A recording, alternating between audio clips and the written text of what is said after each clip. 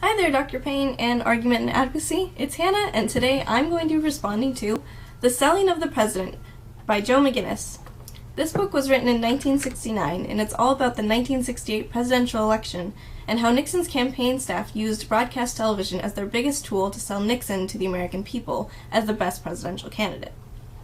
After the disaster that was the Nixon-Kennedy debates in 1960, Nixon's campaign staff was able to turn television around and use it in their favor.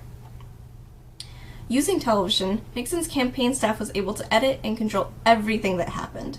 This included who was in the audience, who was asking questions, what these questions were, what Nixon wore, how much makeup he had on, and all these things that suddenly mattered now that we had TV. The American people wanted a personality. They were tired of listening to policy. They were bored, so we needed to make something new and exciting for someone to watch on television. Nixon said at the end of this book, "No gimmicks, and I am not a television personality," which that in itself is a manipulation of the audience, considering his entire campaign staff was creating and making him a television personality, even though they were selling him as something else. This book was written in 1969, and it still holds its relevance today. People who don't follow politics quite as passionately as some often vote for the person they last heard of or the name they hear the most.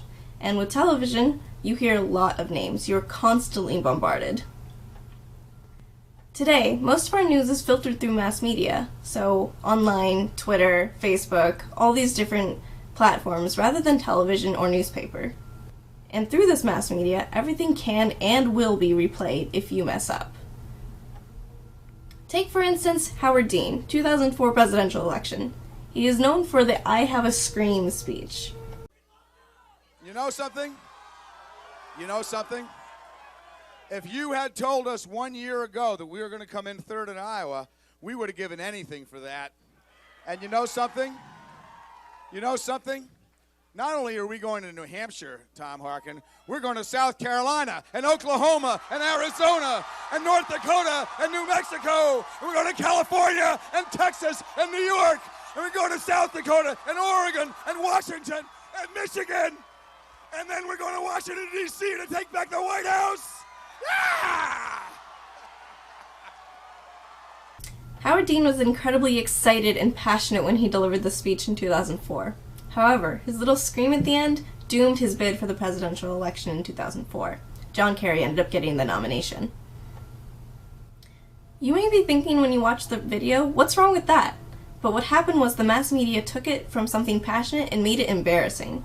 Comedians jumped on the soundbite and they played it over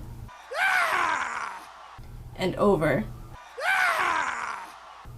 and over again until it just became so embarrassing that people knew him as the "I have a scream" guy. Not very presidential. So my main point here is you need to be very careful about what you put out into the world. Nixon's campaign staff was incredibly cognizant about how they presented Nixon to the American public, and this goes the same to you and your peers. Everything can and will be replayed, and everything is recorded, so be careful, or else you might end up like Howard Dean. Alright, I think that's it.